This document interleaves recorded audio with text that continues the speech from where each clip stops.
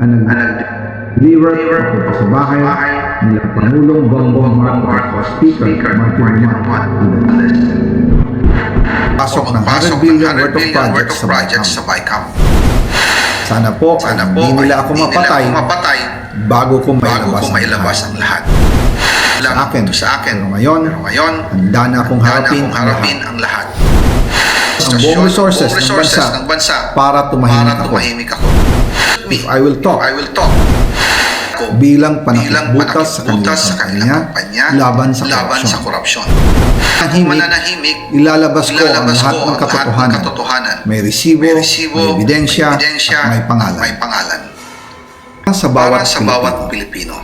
Alam ko na buo ang galit ninyo sa akin ngayon. Naunawaan ko rin kung bakit. Lalo na malaki ang halagang nakataya. Pero bago kayo humusga, hayaan ninyong ipaliwanag ko ang buong katotohanan. Matagal akong hindi nagsalita dahil may direktang utos sa akin. Huwag nang bumalik ng Pilipinas at manahimik na lamang. Umalis ako noong July 19, 2025 para sa aking medical check-up. Nakaplanong bumalik tapos ng SONA ni Pangulo.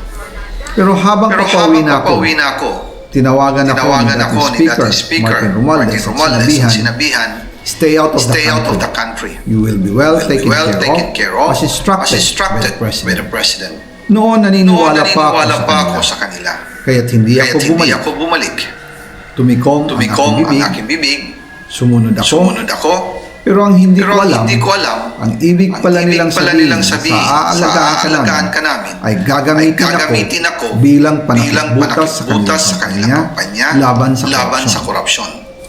Ginawa nila akong poster boy ng kanilang sariling kasinungalingan.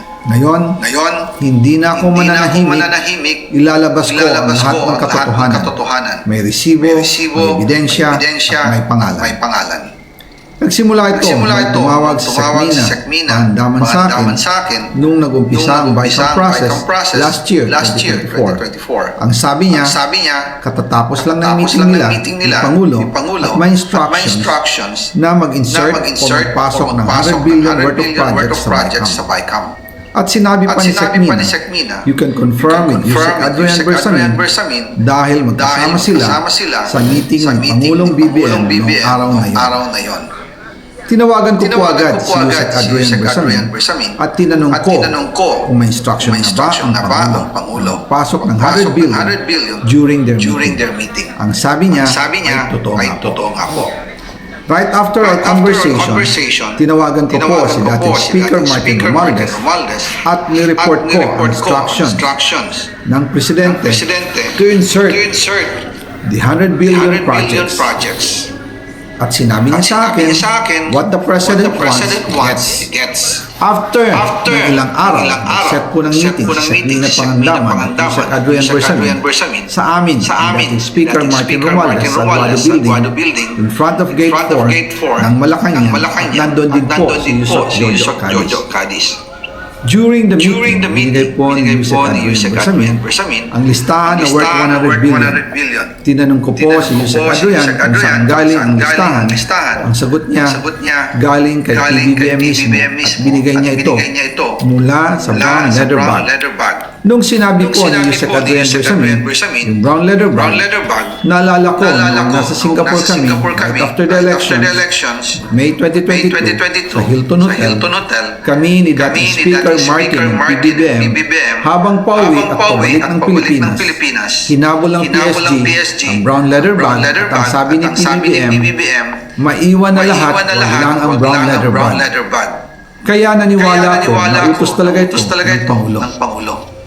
Pagkatapos ng ilang araw, pa-inform si dating Speaker Martin Romualdez, Sekmina Pangandaman, Yusek Adrian Bersamin, and Yusek Jojo Cadiz na kung pwede 50 billion lang ipasok sa program funds dahil sobra ang DPWH funds versus sa DepEd. In practice, hindi pwede na mas malaki ang budget ng DPWH kaysa edukasyon. And yung balance na 50 billion, ilagay na lang sa program funds for the 2025 budget. Dahil Office of the President din ang nagre-release ng lahat ng program funds. Pagkatapos ng isang araw, tinawagan ako sa Sekmina at sinabing ang mensahe ng Pangulo.